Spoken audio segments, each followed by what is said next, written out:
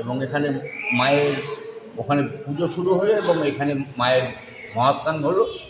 এখন মাকে কাপড় পরানো হবে এবং পুড়িয়ে তারপরে মাকে ট্রলিতে স্থাপন করা হবে।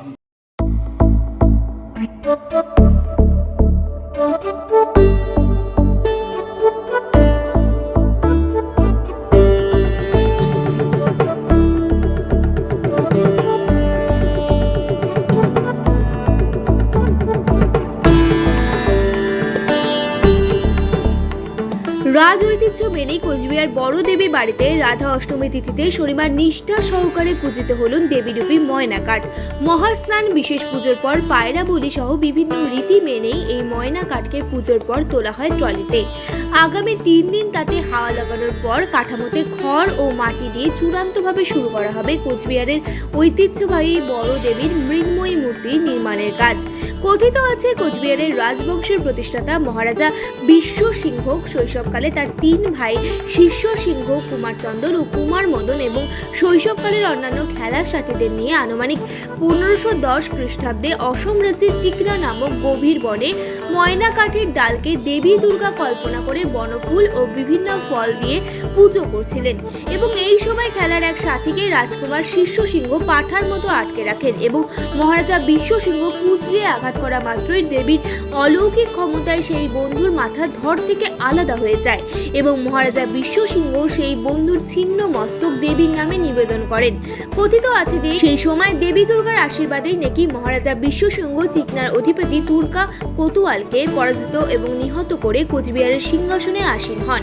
এই ময়না গাছের ডালকে দেবী দুর্গা রূপে কল্পনা করে তার প্রথম পুজো হয়েছিল বলেই আজও প্রতি বছর নিয়ম করে ময়না গাছের ডালকে রাধা অষ্টমীর পুণ্যতিথিতে পুজো করে দেবী প্রতিমার শক্তিগোচ করা হয়। এবারও নিষ্ঠার সাথে এই পুজো করা হয়েছে বলে জানান রাজপুরোহিত হীরেন্দ্রনাথ ভট্টাচার্য। কোচবিহারের মহারাজাদের স্থাপন করা দেবী বাড়িতে প্রায় 500 বছরের যাবৎ এই ময়নাকাঠ পুজোর মধ্য দিয়েই শারদীয় দুর্গা উৎসবের সূচনা হয়। শুক্লা অষ্টমীতে কোচবিহার শহরের গুঞ্জ বাড়িতে ডাংরাই মন্দিরে এই ময়নাকাঠ পুজো হয়। পুজো শেষে সেদিন সন্ধ্যাতেই বাদ্যযন্ত্র সহকারে মাতৃরূপী ময়না কাঠটিকে কাপড় পরিয়ে সুন্দরভাবে সাজিয়ে নিয়ে যাওয়া হয় স্থানীয় মদন মোহন বাড়িতে। পুরো 1 মাস সেখানে হয় নিত্য পুজো। এরপর রাধা অষ্টমী তিথিতে মাতৃরূপী এই ময়না কাঠকে আবারও বাদ্যযন্ত্র সহযোগে নিয়ে আসা হয় বড় দেবী বাড়িতে এবং রাধা অষ্টমী তিথিতে থেকেই এই নিষ্ঠা সহকারে শুরু হয় এই ময়না কাঠের পুজো এবং বড় দেবীর মাটির প্রতিমা তৈরির যাবতীয় কাজ।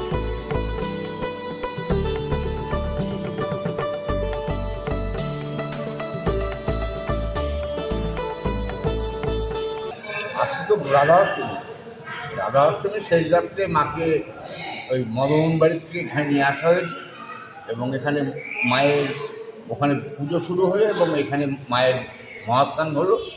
এখন মাকে কাপড় পরানো হবে এবং পুড়িয়ে তারপরে মাকে ট্রলিতে স্থাপন করা হবে। আর তারপর বিশেষ পুজো আবার পুনরায় শুরু হবে। মায়ের আজকে পায়রা বলির পর পরমান্ন ভোগ দিয়ে মায়ের আজকের মতো পুজো এখানে সমাপ্ত হবে। প্রতিদিন পুজো আমাদের মায়ের এখানে অর্চনা প্রতিদিনই চলবে। আপনি দর্শন পাবেন। কতদিন পর এই মাটির উপরে এসে করা হবে মাকে? এটা 3 দিন হাওয়া খাওয়ানো হবে, আর তারপরে আমাদের প্রভাত চিত্রকর 3 দিন পরে ফরমাটিটা শুরু। এই 3 দিন যে হাওয়া খাওয়ানো হবে এর মধ্যে কি কোনো বিশেষ পুজো রয়েছে? না, এর মধ্যে বিশেষ পুজো না, নিত্য পুজো যেটা সেটা। তারপর থেকে নিত্য হবে পুজো শুরু? পুজো তারপর থেকে না, প্রতিদিনই পুজো হবে, পুজো বন্ধ। আচ্ছা, ট্রলিতে ওঠার পরের থেকেই পুজো থাকবে? পুজো এই যে পুজো 1 মাস মঙ্গলবার তো হলো, আজকে থেকে এখানে 1 মাস আবার এখানেই। আজকে থেকে আমরা বড়দেবী বাড়ি মন্দিরে রাধা অষ্টমী পুজো দিয়ে এই বছরের পুজোর সমস্ত কাজগুলি শুরু করছি। আমরা এই পুজোর মাধ্যমে সকল কুচবিহারবাসীদের জন্য একই জিনিস প্রার্থনা করছি, যাতে সবার বাড়িতে সবার জীবনে সব কিছু ভালো থাকে, সবাই সুস্থ থাকে, কুচবিহারের উন্নয়ন হোক, কুচবিহারের ভালো হোক। দুর্গাপুজো 2023-এর উপলক্ষে দেবোত্তর ট্রাস্ট বোর্ডের পক্ষ থেকে, জেলা প্রশাসনের পক্ষ থেকে আপনাদের সকলকে আগাম অনেক শুভেচ্ছা জানাচ্ছি। আজকে থেকে বড় দেবী পুজো আরম্ভ হয়ে গেল। 3 দিন এই ময়না গাছের কি যা আছে সেটা এখন 3 দিন এখানে হাওয়া খাওয়াবে। হাওয়া খাওয়ার পর এর মধ্যে মূর্তি তৈরি হবে। মূর্তি তৈরি হওয়ার পর দ্বিতীয়ার থেকে এখানে পুরোদমে পুজো আরম্ভ হয়ে যাবে আপ টু বিজয় দশমী পর্যন্ত। তারপরে এখানকার পুজো শেষ হয়ে যাবে দেবী বাড়ির পুজো। আপনার নাম?